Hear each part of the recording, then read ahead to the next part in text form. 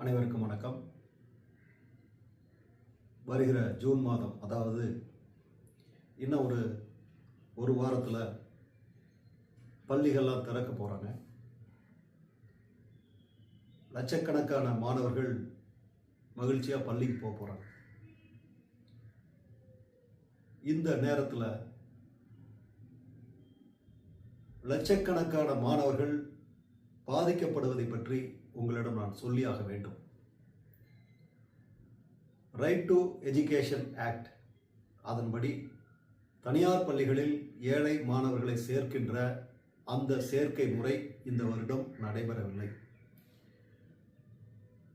இதனால் யார் பாதிக்கப்படுறாங்கன்னு சொன்னால், இந்த வருஷம் 1.5 லட்சம் குழந்தைகள் பள்ளிக்கு போக போகிறதில்லை. யோசிச்சு பார்க்கணும், ஒரு குழந்தை 2 குழந்தை இல்லை, 1.5 லட்சம் குழந்தைகள் பள்ளிக்கு போக போகிறதில்லை. இவ்வளவு பெரிய முக்கியமான விஷயத்தை பற்றி ஊடகங்கள் பெரிய அளவில் பேசல. ஒவ்வொரு வருஷமும் ரைட் டு எஜுகேஷனில் எல்கேஜியில் 1.5 லட்சம் குழந்தைகள் சேர்றாங்க. ஆனால் இந்த வருஷம் தமிழ்நாடு அரசு இதை இம்ப்ளிமெண்ட் செய்யாத காரணத்தினால இவங்கெல்லாம் பள்ளிக்கூடத்துக்கு போக முடியாது. அந்த பள்ளிக்கூடத்தில் வேற குழந்தைகளை சேர்த்த முடியாது.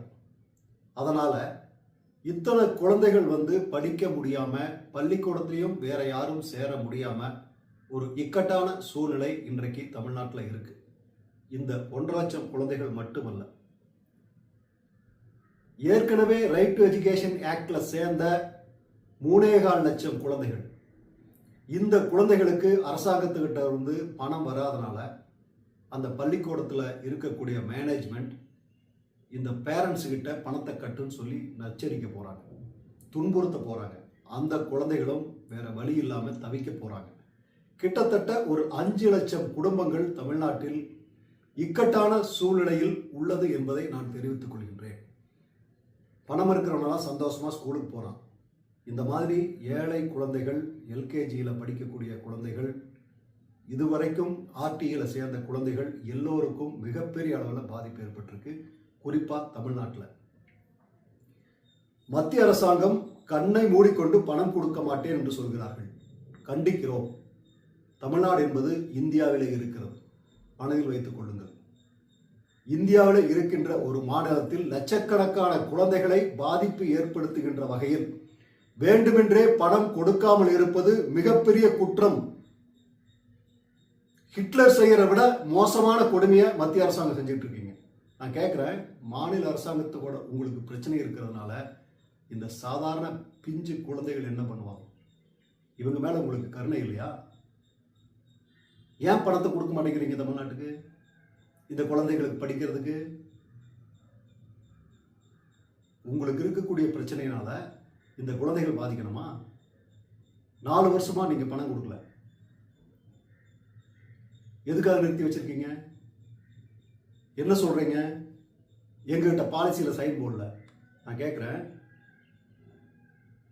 மத்திய அமைச்சர் தர்மேந்திர பிரதான் அவர்களே, ரைட் டு எஜுகேஷன் ஆக்ட்ல எந்த இடத்துல பாலிசி சைன் பண்ணா தான் காசு கொடுப்பேன்னு சொல்லி இருக்கு? மத்திய அரசாங்கம் கொண்டு வந்த சட்டம், மத்திய அரசாங்கம் பெருமளவில் பண உதவி செய்யணும்னு இந்த சட்டத்தில் சொல்லியிருக்கு. செக்ஷன் 7ல சப்செக்ஷன் 3ல சொல்லியிருக்கு. சென்ட்ரல் கவர்மெண்ட் நிச்சயமா பணம் கொடுக்கணும். ஆனா நீங்க கொடுக்காம இருக்கீங்க. இது மிகப்பெரிய குற்றம். குற்றம் மட்டும் இல்ல, கொடுமை. குழந்தைகளுக்கு நீங்கள் செய்கின்ற வன்கொடுமை. சரி, இத்தனை வருஷம் பணம் கொடுத்துட்டு இருந்தீங்க, எங்க சைன் வாங்கிட்டு கொடுத்தீங்க? சட்டத்தில் ஏற்கனவே இருந்தா ஒவ்வொரு வருஷம் நீங்க சைன் வாங்கிட்டு கொடுப்பீங்களா? என்ன பிரச்சனை உங்களுக்கு? இந்த குழந்தைங்க பள்ளிக்கூடத்தில் சேர்த்திருக்காங்களா சேர்த்துலையாங்கிறது மட்டும்தான் நீங்க பார்க்கணும். வேற எதையும் பார்க்கக்கூடிய அவசியம் உங்களுக்கு தேவையில்லை. அப்போ இத்தனை குழந்தைகளை நீங்க நாசமாக்குறீங்க. நரேந்திர மோடியும் தர்மேந்திர பிரதானும் 5 லட்சம் குழந்தைகளுடைய கல்வியிலே நீங்கள் விளையாடுகிறீர்கள். உடனடியாக நீங்க பணத்தை கொடுக்கணும். நாங்க வழக்கு போட்டிருக்கிறோம். நிச்சயமா எங்களுக்கு ஒரு வெற்றி கிடைக்குன்னு நான் நம்புறோம். ஆனாலும் மத்திய அரசாங்கம் உடனடியாக இந்த பணத்தை ரிலீஸ் பண்ணணும்னு நாங்கள் கேட்டுக்கிறோம். என்ன ஆர்டி ஆக்ட் படிச்சிருக்கீங்களா பிரதான் அவர்களே, மத்திய கல்வி அமைச்சர் அவர்களே? அதில் செக்ஷன் 29ல என்ன சொல்லியிருக்கு? ஒரு ஸ்டேட்ல பாடத்திட்டத்தை வடிவமைக்கிறதும் தேர்வு முறையை வடிவமைக்கிறதும் அந்தந்த மாநில அரசாங்கத்தினுடைய உரிமை. அந்த ஸ்டேட் லிபர்ட்டி, அவங்களுக்கு சுதந்திரம் இருக்குது, சொல்லப்பட்டிருக்கு. இதுக்குள்ள எப்படி நீங்க தலையிட முடியும்?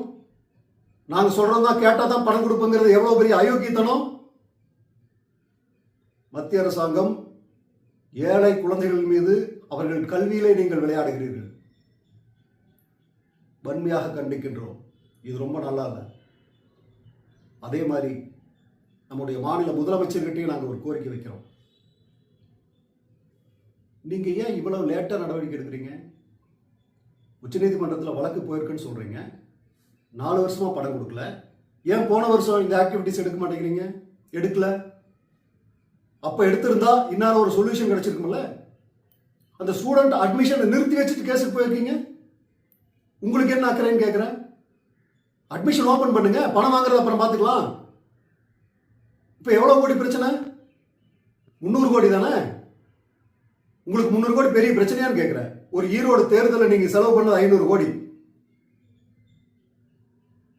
ஒரு நாளைக்கு ஒரு மாசத்துக்கு டாஸ்மாக்ல ஆயிரக்கணக்கான கோடி வருது. ஒரு 300 கோடி செலவு பண்ண அந்த குழந்தைகளுக்கு கல்வி கொடுக்க முடியும். 5 லட்சம் குழந்தைகளுக்கு கல்வி கொடுக்க முடியும்.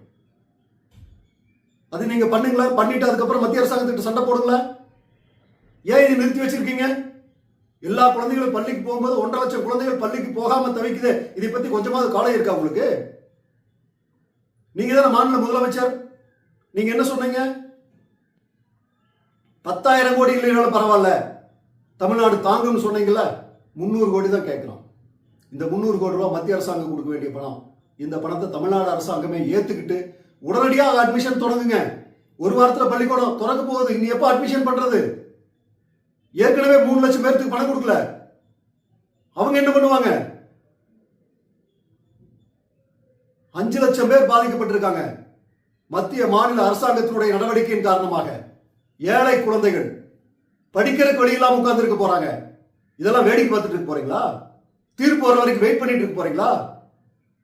நாங்க வழக்கு போட்டிருக்கோம். நல்ல தீர்ப்பு வரும்னு நாங்க நம்புறோம். ஆனா அது வரைக்கும் வெயிட் பண்ண முடியாது. பிரதமர் மோடி அவர்களே, தமிழ்நாட்டினுடைய முதலமைச்சர் மு.க. ஸ்டாலின் அவர்களே, உடனடியாக நடவடிக்கை எடுங்கள். அடுத்த வாரம் அந்த குழந்தைங்க பள்ளிக்கூடம் போகணும். இதுக்கு ஒரு தீர்வு காணப்படவில்லை என்றால் மக்களை திரட்டி மிகப்பெரிய போராட்டத்தை உங்களுக்கு எதிராக நாங்கள் நடத்துவோம்.